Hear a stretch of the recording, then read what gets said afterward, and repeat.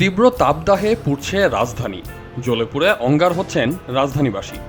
পেটের দায়ে জীবন জীবিকার তাগিদে সবচেয়ে অরক্ষিত অবস্থায় আছেন আমাদের চারপাশে অতি পরিচিত খেটে খাওয়া গোষ্ঠী রিকশা চালক। একদিকে অতি তীব্র তাপদাহ, অপরদিকে কঠোর শারীরিক পরিশ্রম, দুইয়ে মিলে যেন প্রাণ ওষ্ঠাগত তাদের।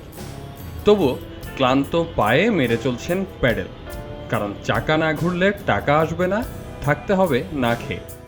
পরিবার থাকবে অভুক্ত, চাকা ঘুরলে তবেই সন্তানদের মুখে উঠবে আহার। 29 এপ্রিল রাজধানীতে তাপমাত্রা রেকর্ড করা হয়েছে 42 ডিগ্রি সেলসিয়াস, যা শরীরে অনুভূত হয়েছে 45 ডিগ্রি সেলসিয়াস। রোদের তীব্রতা থেকে বাঁচতে সড়কে যে যার মতো পারছেন কোনো না কোনো পদ্ধতি অবলম্বন করার চেষ্টা করছেন।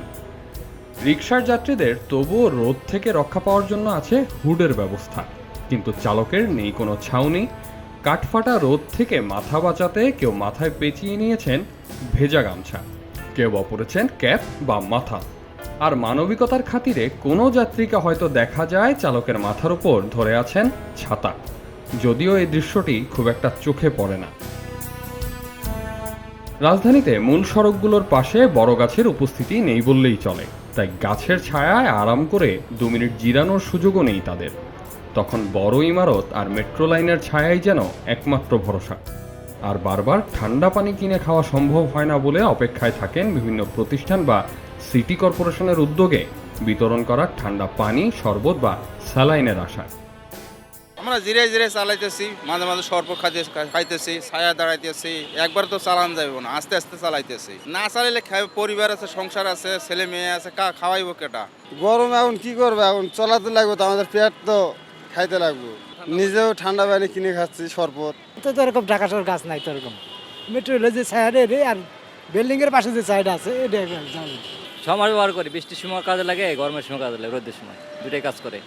গরম থেকে বাঁচার জন্য কি করুম, করার কি আছে, আল্লাহ এটা মালিক কি জানে। হ্যাঁ, এগুলো তো মানে সিটি কর্পোরেশন থেকে আপনার খাওয়ায়, আপনার বিভিন্ন জায়গায় আপনার বক্সে বক্সে আপনার সরকারিভাবে আপনার চেলেন খাওয়ায়, অনেক জায়গায় শরবত দেয়, অনেক জায়গায় পানি দেয়। 1 কেজি আলুর দাম 60 টাকা, কি করিব, কি করে লাভ আছে? এই যে ভাই আর মায়া লাগছে, হলবে একটু ধরছে, এবার তো যেই সেই। আপনি মায়া লাগলে আপনি 10 টাকা দিবেন, এরা দিত না তো। আর কয়টা রিক্সাওয়ালা মাথা দেখছেন সিটি কর্পোরেশনের সাথী বা ক্যাব, খাইটা খাওয়ার মানুষের ওই বেটাই দেয়, আর এছাড়া কিছু না। আমার গলা দিলে শৈল খারাপ হয় না, পাতলা খাওয়ানো হয় না।